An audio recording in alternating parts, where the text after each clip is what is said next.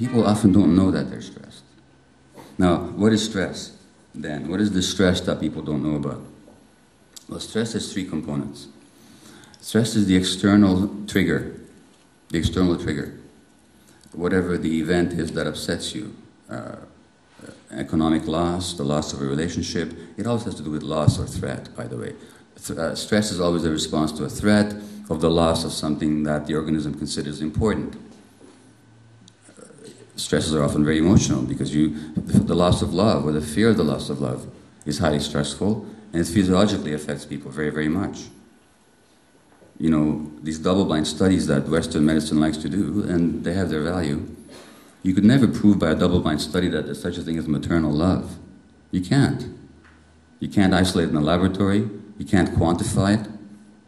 You can't see it.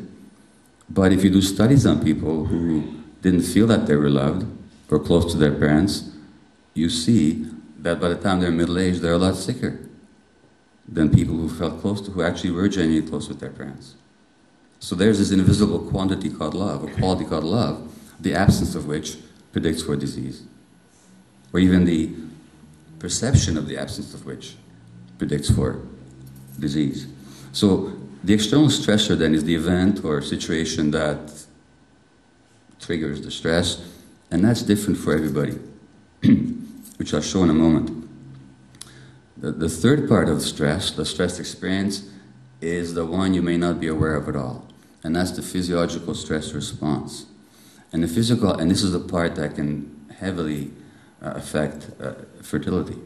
The physiological stress response is a complex cascade of hormonal, neurological, and whole body events that changes the internal biochemical and physiological milieu of the body, sometimes in a second or a flash of a second. If I took out a machine gun right now and pointed it at you, you'd know what I'm talking about. Your body would change immediately. There'd be changes in blood flow from intestines to muscles. The heart rate would go up. Adrenaline would pump through your veins, your arteries, increasing the heart rate, making you ready to, giving you more energy. Cortisol would be pouring out of your adrenal gland to give you more energy and to dampen inflammation in response to the stressor and the threat. So that's the physiological stress response. And it runs along what's called the HPA axis, the hypothalamic pituitary adrenal axis. The hypothalamus is the body's master gland. It's almost like the gearbox of life, you might say, because it brings in emotional influences from the rest of the brain, and it puts out nervous discharges and hormonal messages throughout the whole body. It sort of governs everything, and this unity of emotions and body is what Chinese medicine has been talking about for 3,000 years. And it's what Ayurvedic medicine of India has talked about for a couple of thousand years. It's what shamanic and tribal medicine around the world, including in North America, has always taken for granted, and which Western medical practice completely ignores, well, I shouldn't say completely, but largely ignores, despite the fact that unlike these other types of medicine, we actually have the physiological evidence to prove it. Our science has incontrovertibly shown that mind-body can't be separated, and that the emotions, the emotional apparatus in the brain, is physiologically directly connected in a whole number of ways with the hormonal apparatus, the neurological system, and the immune system. And of course, in infertility, all of these systems can play a role, for reasons I hope to touch upon. But all of these systems are at one unit with the emotional system. That's the whole point. So along this axis of the hypothalamus, which then puts out certain chemicals that activate the pituitary, which is embedded in the bones at the base of the skull, and the pituitary then sends out messages, chemical messengers, such as the female hormones, luteinizing hormone and FSH, which then affects the gonads. And by the way, female-male hormones are also a bit of a misnomer because men have all the so-called female hormones and vice versa.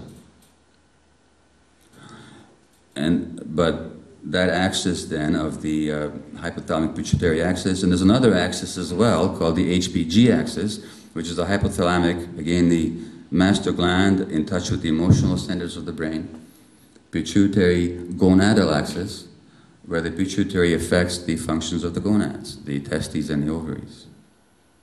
And all of these things, because of the unity with the emotional centers, are naturally under emotional influences. They cannot help but be. That's just how it is. It's just all one system. So the physiological stress response then is this cascade of substances released in the brain and then in other hormonal glands in the body and possibly in the testes and the ovaries eventually. And high cortisol levels are associated with stress and so on. So that's the physiological stress response. That could be happening to you when you're asleep. That could be happening to you when you're under anesthesia, because it can happen if we cause you pain or immerse you in cold water. Those are threats, and therefore the body will respond with the physiological stress reaction. In the same way, chronic emotional stress that you may not be aware of because you're used to it. And let me stop here for a moment and say something about blaming the patient. I gave a talk similar to this one, not on infertility, but mind-body health, to the psychiatry department at St. Paul's Hospital this morning. And the first question that comes up right away is, but aren't you just blaming the patient when you're saying that their emotional patterns may contribute to disease? Well, of course you're not. Because these emotional patterns, if they're there, are not conscious. Nobody chose them deliberately. They actually happen unconsciously, and they happen early in childhood. They happen in infancy, as a matter of fact. And not only that, the body's stress response mechanism is actually programmed in childhood and even in pregnancy, even in the uterus. You can stress mothers in pregnancy, and their infants will have abnormal stress response patterns. And sometimes those early patterns last a lifetime. There was a study after 9/11, women who suffered post-traumatic stress disorder as a result of 9/11 and who were pregnant at the time. Their infants at 1 year of age had abnormal cortisol levels, had abnormal stress hormone levels. Women who have postpartum depression in the first year of life, their children can have abnormal cortisol levels in the third year of life. And I've just finished writing my 4th book on addiction, which will be out next January. And in dealing with the development of the addictive pathways in the brain, I found again that the stress response mechanism, it's like the thermostat is set early in life.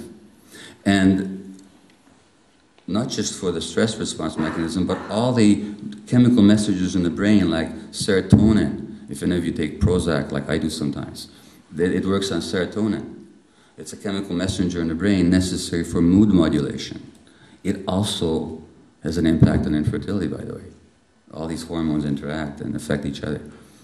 But serotonin and norepinephrine and other brain chemicals are actually, they can be set at abnormal levels early in childhood, along with these psychological patterns that can stress you without you knowing about it. So it's not a question of blaming anybody. Who can we blame for what happened to them in their infancy? And you can't blame the parents either, because what the parents do is very often driven by unconscious forces too. There's nobody to blame here. So any idea of blame is both unscientific and inappropriate and very far from my own understanding of things. Now, in between the external stressor and the physiological stress response is the processing system, and that's you and me, with my particular life history, your particular life history, and your interpretations of the world. Let's take the stress of infertility. Not the stress that causes infertility, but the stress that results from infertility. Well, you can certainly say that the disappointment and the frustration of being unable to conceive is a stress for a lot of people, naturally and normally so, but not universally and necessarily so. Imagine 3 couples. One couple, both male and female, believe that having a child says something about their respective roles and personas as successful males and females. So that the infertility is not just a disappointment, it's also a threat to their self-image, unconsciously or consciously. Let's assume in another couple and I've seen this in my own practice, that the desire to have the baby is not just a natural desire to become a parent, or a parent again, in the case of one couple that I can recall, but also a way of pulling their relationship together, which is really on the rocks. And conceiving and having a baby together is their way of trying to bring it together. And they don't get pregnant, so there's those two couples. Imagine a third couple, and purely an imaginary one, who are genuinely, spiritually alive in a way that I can talk about, but only imagine. And they feel themselves as part of a God, or however they wish to define that, as part of a greater whole. They believe, genuinely believe, not just mouth it, but that everything happens for a reason. That if they're not going to have a child, that's for some reason, that's how it's meant to be. They're going to make the best of it regardless. And they're going to fulfill whatever roles they find fate has assigned to them, or that they can choose between the available options available to them. Well, you can see how the lack of pregnancy is going to be much more stressful for the first two couples than for the third one. All of which is only to illustrate that there's no universal stressor, and that the physiological stress response is set off or not set off depending on what your self-beliefs are, what your conscious and unconscious stories are in the world, and how you interpret what happens. So that's so when I talk about stress, I'm talking about the physiological stress response, whether or not you're aware that you're being stressed. That's what I'm talking about. Now, what evidence is there that stress can affect fertility? Well, in the first place, I already told you that stress can have an immediate and major and chronic impact